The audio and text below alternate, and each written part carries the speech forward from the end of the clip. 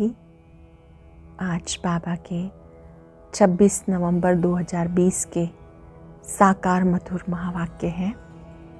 आज के महावाक्यों में बाबा ने बहुत सुंदर बात हमको याद दिलाई कि आपको ज्ञान योग समझ में आ रहा है। अच्छी अवस्था की पहचान कब होती है? अगर सचमुच किसी की अवस्था अच्छी बन गई ज्ञान योग के द्वारा, तो इसकी परख उस समय होती है जब हम अस्वस्थ होते हैं, बीमार होते हैं। अक्सर बीमारी में हम मुरझा जाते हैं, उलझ जाते हैं। बाबा कहते बीमारी में भी मुस्कुराना है। बीमारी में भी कोई आपसे मिलने आए, आपका हालचाल पूछे, तो आपको उनको याद दिलाना है कि अपने को आत्मा समझ बाबा को याद करो। बाबा कहते भले बीमारी में थोड़ी हलचल होती है, दुख होता है, फिर भी आपकी मानसिक अवस्था बहुत अच्छी अचल अडोल अवस्था होनी चाहिए। फिर बाबा ने कहा कि आत्म अभिमानी बनने की प्रैक्टिस आपको बार बार करनी है। जब आप क्लास में बैठते हो तो बार बार पूछो, आत्मा समझकर बैठे हो, बाबा की याद में बैठे हो। हर 5-10 मिनट में एक बार आत्म अभिमानी बनने की प्रैक्टिस ज़रूर करानी है। इसके साथ साथ बाबा ने कहा आप बच्चों को इस ईश्वरीय पढ़ाई का बहुत शौक होना चाहिए। आपको अपना समय वेस्ट नहीं करना, ईश्वरीय पढ़ाई में सफल करना है। जितना जितना आप याद करते हो बाबा को, उतना आत्मा शुद्ध बनती है, पवित्र बनती है। तो याद के लिए कभी कोई बहाना नहीं देना है। अब हम सुनते हैं बाबा के मधुर महावाक्य बाबा के शब्दों में। मीठे बच्चे, अपनी कैरेक्टर सुधारने के लिए याद की यात्रा में रहना है। अपनी कैरेक्टर सुधारने के लिए याद की यात्रा में रहना है। बाप की याद से तुम्हें सदा सौभाग्यशाली बनना है। याद ही तुम्हें सदा सौभाग्यशाली बनाएगी। क्वेश्चन है, अवस्था की परख किस समय होती है? अच्छी अवस्था किसे कहेंगे? अवस्था की परख किस समय होती है? अच्छी अवस्था किसकी कहेंगे? अवस्था की परख बीमारी के समय होती है। बीमारी में भी खुशी बनी रहे, खुश मिजाज चेहरे से सबको बाबा की याद दिलाते रहो, यह अच्छी अवस्था। अगर खुद रोएंगे, उदास होंगे, तो दूसरों को खुश मिजाज कैसे बनाएंगे? आप अगर खुद रोएंगे, उदास होंगे, तो दूसरों को खुश मिजाज कैसे बनाएंगे? कुछ भी हो जाए, कभी रोना नहीं। बीमार भी हैं तो भी बाबा कहते रोना नहीं। ओम शांति। 2 अक्षर गाए जाते हैं, दुर्भाग्यशाली और सौभाग्यशाली। सौभाग्य चला जाता है तो दुर्भाग्य कहा जाता है। स्त्री का पति मर जाता है, वो भी दुर्भाग्य कहा जाता, वो अकेली हो जाती। अब तुम जानते हो हम सदा के लिए सौभाग्यशाली बनते हैं। माँ दुख की बात नहीं, मृत्यु का नाम नहीं होता।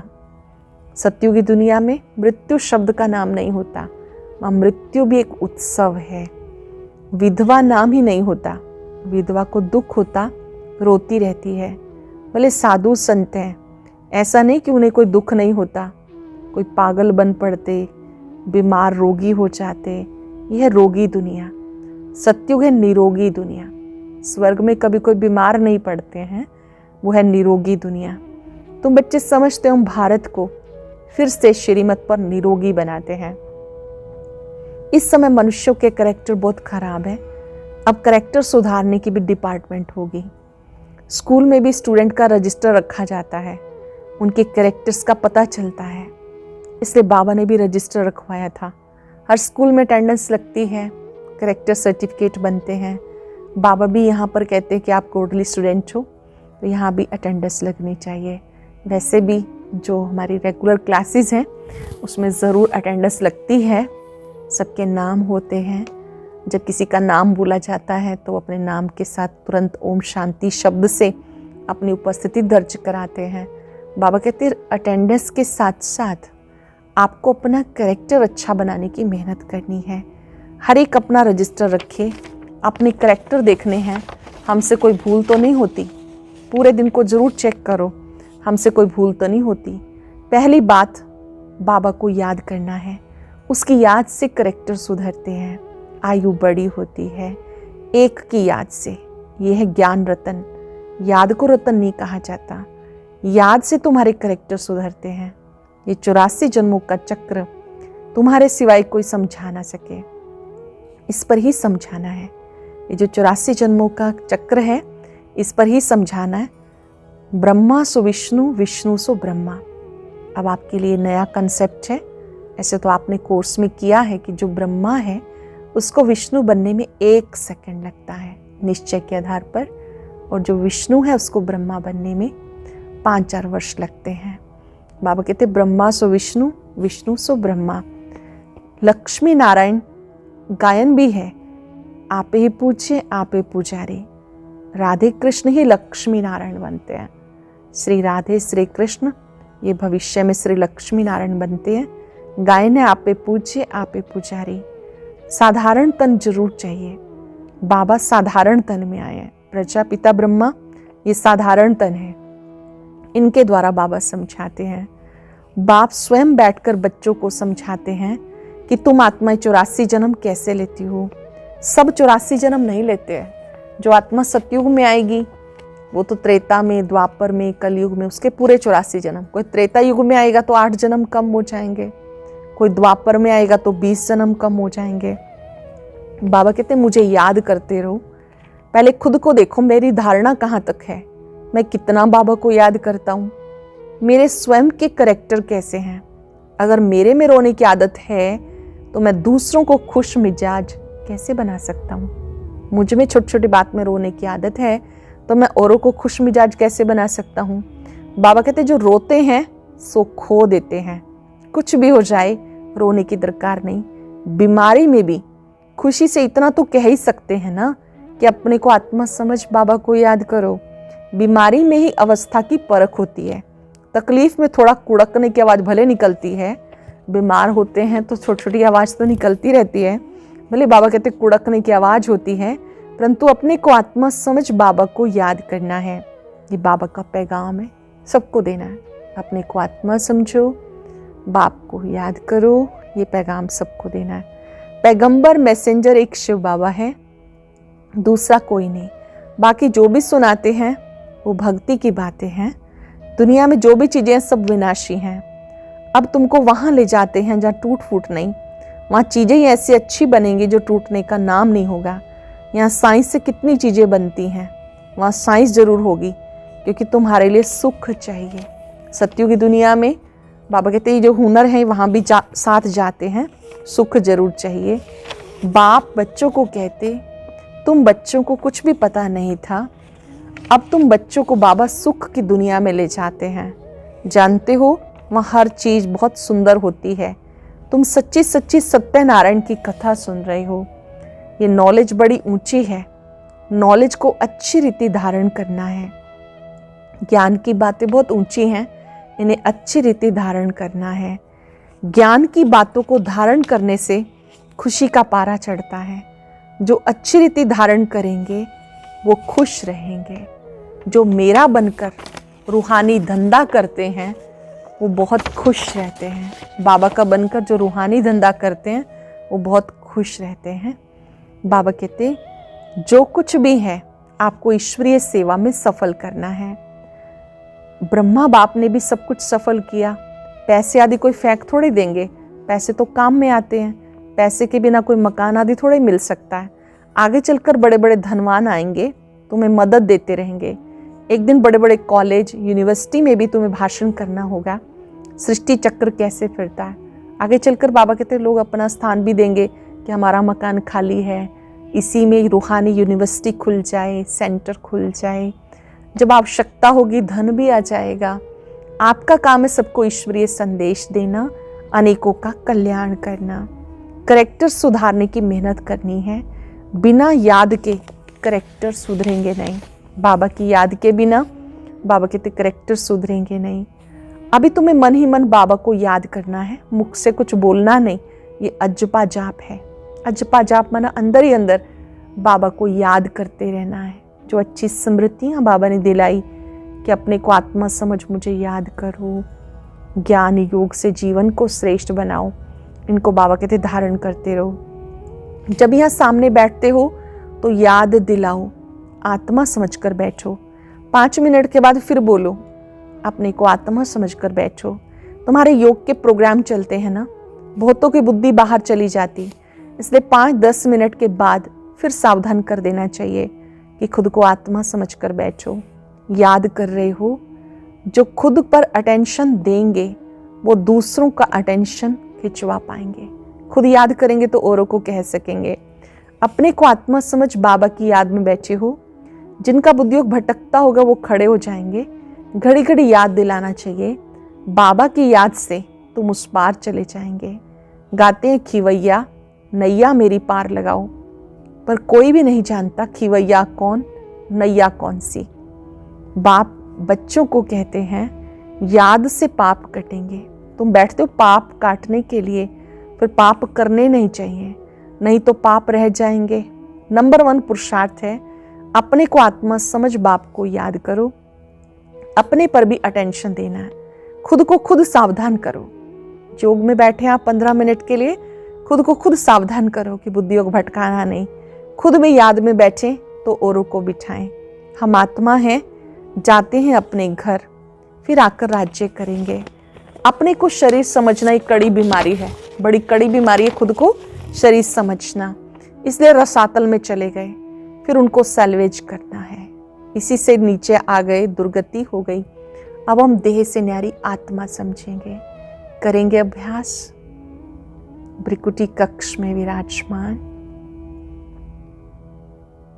मैं एक शुद्ध पवित्र आत्मा हूं। जगमग जगमग करता सितारा हूं। ये विनाशी देह है, मैं अविनाशी आत्मा हूं।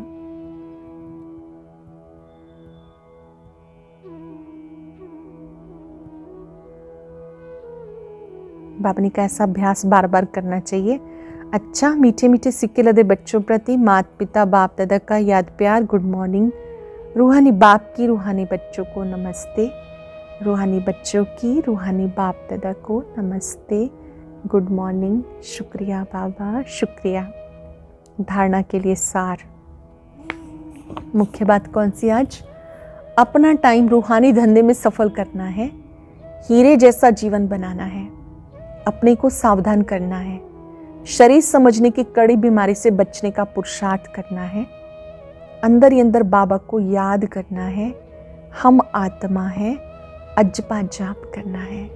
अंदर ही अंदर बाबा को याद करना है, जिसको अजपा जाप कहते हैं। वरदान है वाइसलेस की शक्ति द्वारा सूक्ष्म वतन व तीनों लोकों का अनुभव करने वाले श्रेष्ठ भाग्यवान भव। वाइसलेस की शक्ति, निर्विकारिता की शक्ति द्वारा सूक्ष्म वतन व तीनों लोकों का अनुभव करने वाले श्रेष्ठ भाग्यवान भव। जिन बच्चों के पास वाइसलेस की शक्ति है, बुद्धि योग बिल्कुल रिफाइन है, ऐसे भाग्यवान बच्चे तीनों लोकों का सैर कर सकते हैं। जिनके पास निर्विकारिता की शक्ति है, बुद्धि प्योर है, वो तीनों लोकों का सैर कर सकते हैं। सूक्ष्म वतन तक अपने संकल्प पहुंचाने के लिए सर्व संबंधों के सार वाली महीन याद चाहिए। ये सबसे पावरफुल तार है, इसके बीच में माया इंटरफेयर नहीं कर सकती। तो सूक्ष्म वतन की रौनक का अनुभव करने के लिए स्वयं को निर्विकारी बनाओ। सरल शब्दों में, आपकी आत्मा शुद्ध बन रही है, पवित्र बन रही है, तो 1 सेकंड में आप सूक्ष्म वतन पहुंच जाएंगे, 1 सेकंड में मूल वतन पहुंच जाएंगे, तीनों लोकों की सैर करते रहेंगे। बुद्धि से वहां पहुंचना है, बाबा की उपस्थिति को अनुभव करना है। लोगों ने किसी व्यक्ति, वस्तु, वैभव के प्रति आकर्षित होना ही कंपेनियन बाप को संकल्प से तलाक देना है। अगर कोई बाबा से आपको अधिक प्रिय लग रहा है, कोई व्यक्ति, वस्तु या वैभव, मतलब बाबा को तलाक दे दिया। बाबा को तलाक नहीं देना, साथ रखना है। आज हम सब वरदानी दिवस पर बाबा से विशेष स्वयं के लिए वरदान लेंगे। मैं कल्प कल्प की विजयी आत्मा हूं। हर एक को वरदान देंगे, किसी को आपने मन की आंखों से देखा या स्थूल आंखों से देखा, कोई ना कोई वरदान देंगे। सदा स्वस्थ भव, सदा हर्षित मुख भव, सरल चित्त भव। स्वयं भी वरदान का प्रयोग करेंगे और एक दृढ़ संकल्प, बीमारी में भी मुस्कुराना है, बीमारी में भी मूड ऑफ नहीं करना, हलचल में नहीं आना। तन बीमार है ना, कोई बात नहीं, मन तो स्वस्थ है। बीमारी का चिंतन करने से बीमारी बढ़ जाती है। अभी हम 3 मिनट अपने मन को परम सतगुरु पर एकाग्र करेंगे। बाबा पिता शिक्षक सतगुरु है। परम सतगुरु का वरद हस्त मेरे सिर पर है। उस हाथ से बहुत शक्तियां निकल रही हैं।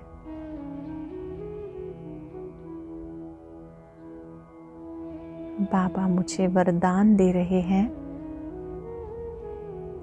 विजयी आत्मा भव, खुश नसीब भव।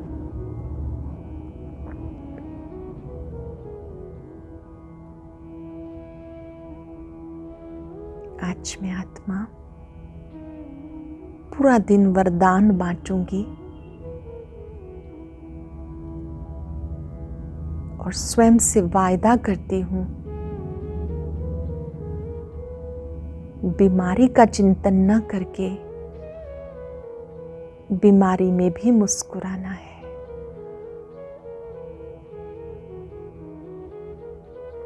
सदा प्रसन्न रहना है।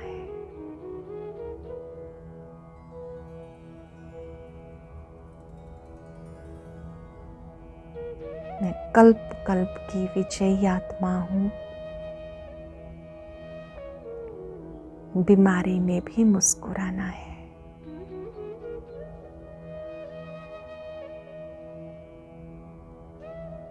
ओम शांति शांति।